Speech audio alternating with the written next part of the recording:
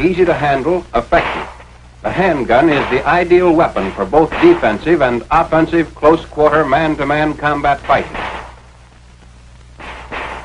Easily carried at the side, it's practically a part of you. In spite of the weapon's light weight and compactness, a bullet smashing through only one of these white pine boards would be enough to seriously wound a man. Before handguns can be fired properly, men must first complete basic training with the pistol and revolver on a standard range. Here, trigger squeeze, sighting and aiming, and other fixed and correct firing habits are learned. This basic training, however, doesn't prepare a man to get the most out of his weapon in combat. For here on the range, he's firing under ideal conditions at stationary targets. Being a good shot on a range doesn't mean that a man will be the same good shot when the target is moving or firing back at him. To get the maximum out of his gun, a man must learn to fire quickly and instinctively. Just as a rifleman graduates from the practice range to combat firing, the man armed with the handgun must have the same kind of advanced training with his weapon. A course in combat or practical firing has been designed to give that needed advanced training. As in this demonstration, men learn to shoot quickly and accurately from any one of the three basic firing positions. From the prone position, they learn to score hits on a pair of bobbing targets at over 50 yards. Moving up to 25 yards and assuming the kneeling position, they'll be able to do the same thing. In combat firing, a two-shot burst gives a dispersion of 6 to 8 inches on the target, assuring at least one hit. When a moment's delay may cost a life, combat firing trains men to fire instinctively from the standing position, pointing the gun as if it were a finger. To change the direction of fire quickly while at a standstill, just pivot on either foot.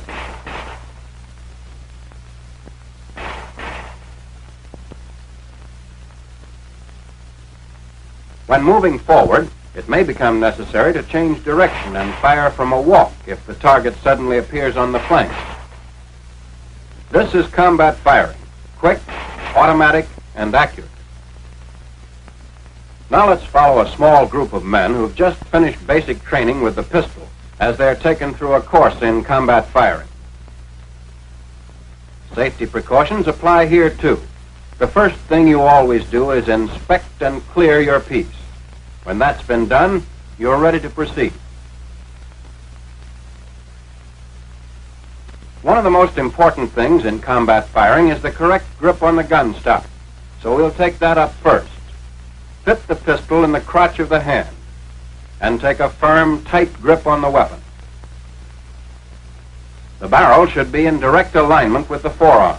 So if you pointed your finger instead of the gun, it would be right on the target.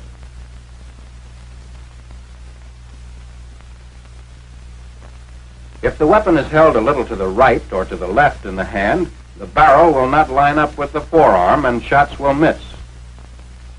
It should never be this way. For accurate shooting, the gun must be in line with the forearm. Remember to take and keep a tight, firm grip on the gun stock. A loose grip will allow the weapon to twist in your hand on recoil.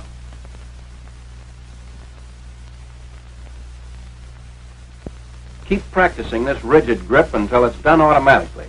That's the way you'll have to do it when it really counts. Your use of handguns probably won't be limited to the pistol. Let's have a look at one of the revolvers used by the Army. The revolver is a natural pointing gun. When placed in the hand, it is directly on the target.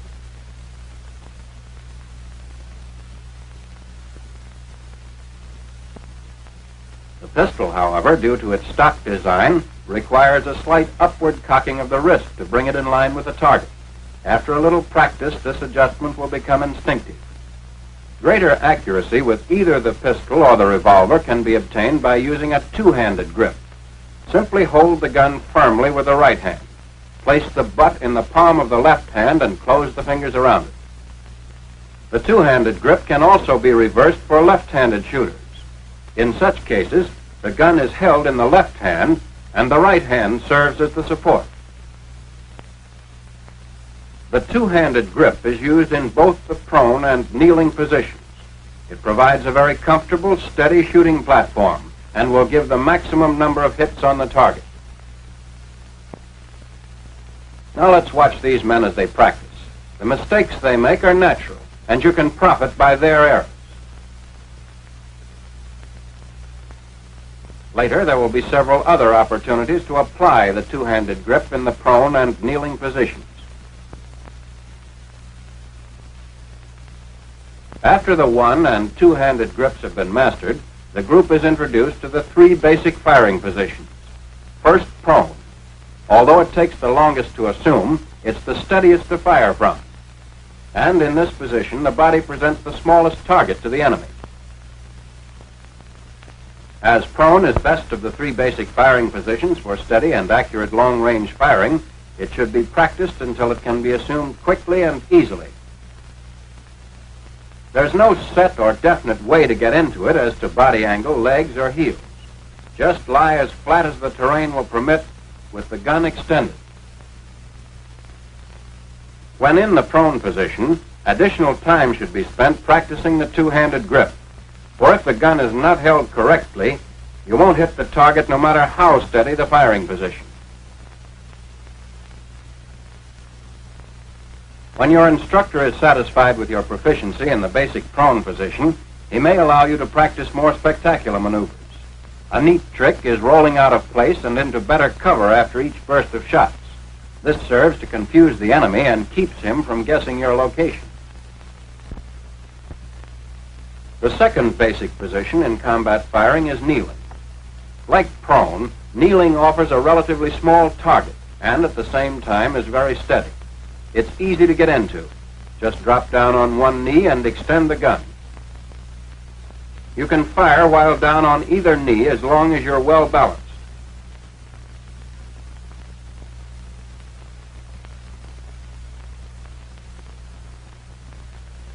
With practice, and remembering to use a tight, firm, two-handed grip, you'll soon be able to throw your shots right where you want them.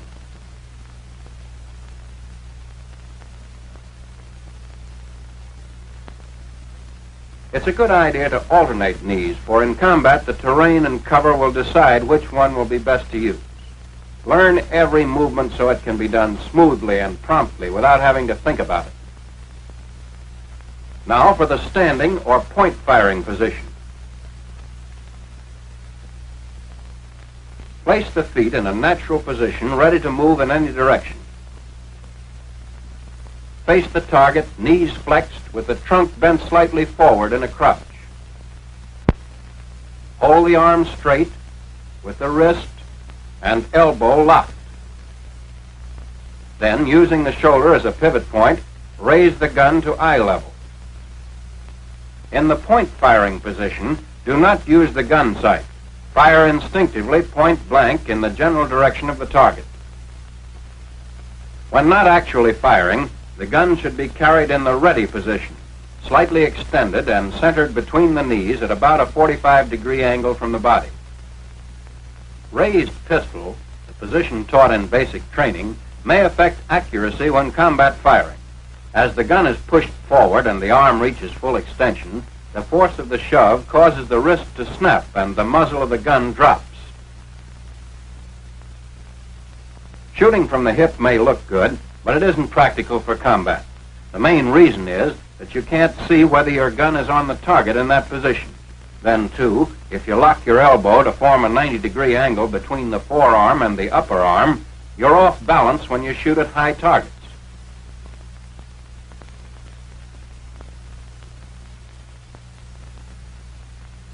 Point firing with locked wrist and elbow and pivoting from the shoulder will give the greatest number of hits.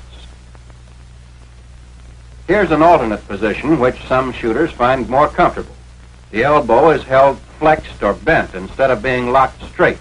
Considerably more practice is necessary to master this position. Be sure to extend the gun far enough to the front so that you can get a glimpse of it and correct any shooting errors. When the situation demands an angle shot from either a standing or walking position, don't just pivot from the shoulder. The chances of a hit that way are only 1 out of 3. And don't jump around to change the direction of fire. Or, like swinging the arm, you can't land in the same place twice. If the ground happens to be rough or uneven, you're apt to lose your balance. Turn smoothly. Let the movement of the body take care of any change in direction. Smooth, easy pivoting will keep the gun in the same relative position to the eyes and body, enabling you to shoot where you look.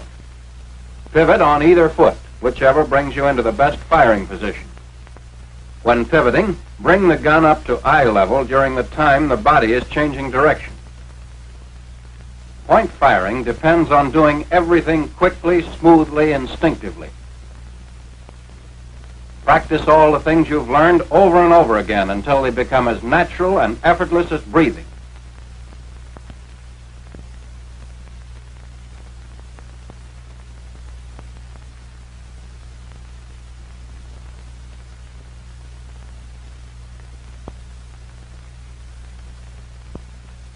Now let's see how these same men will do with live ammunition. Remember that these are the first rounds they've fired since completing the basic firing course. In order that hits may be more easily seen, tracer ammunition is being used.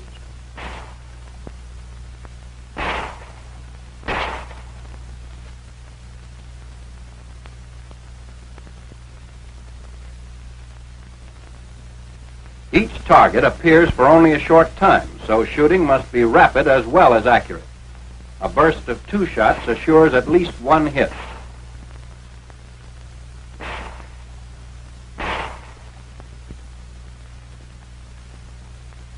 At 25 yards, kneeling, the group will do fairly well. Of course, some of the men will make natural mistakes, but misses are not far off the mark. Minor corrections will put these men right on the target in a short time.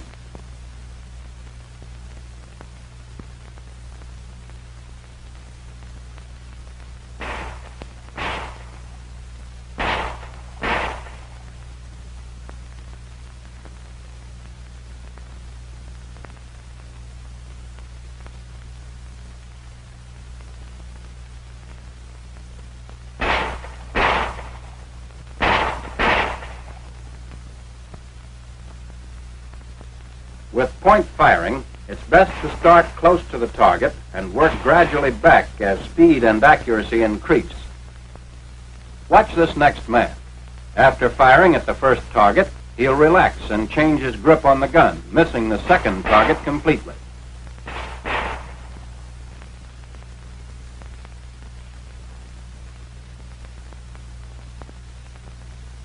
Here's a man who doesn't have his gun lined up with his arm and isn't shooting where he's pointing.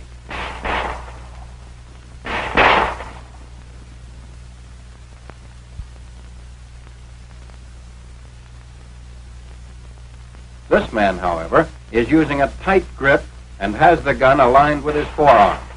Result, hits.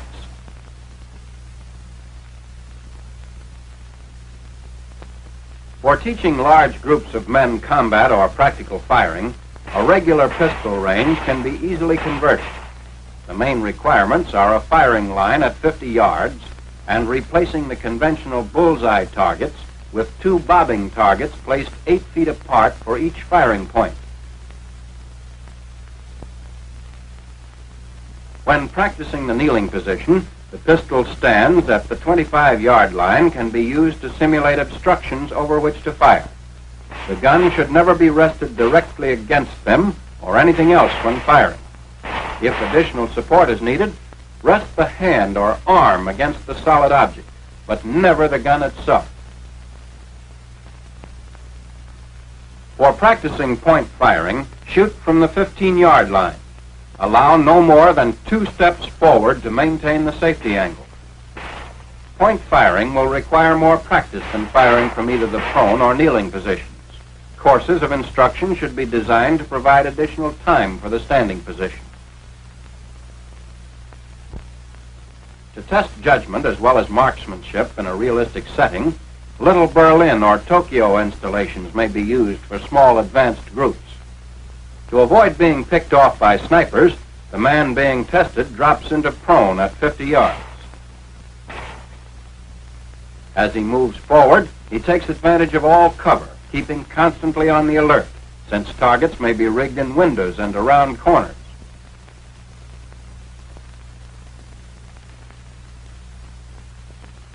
At 25 yards, the situation calls for the kneeling position. Ahead in the open, only point firing will be possible.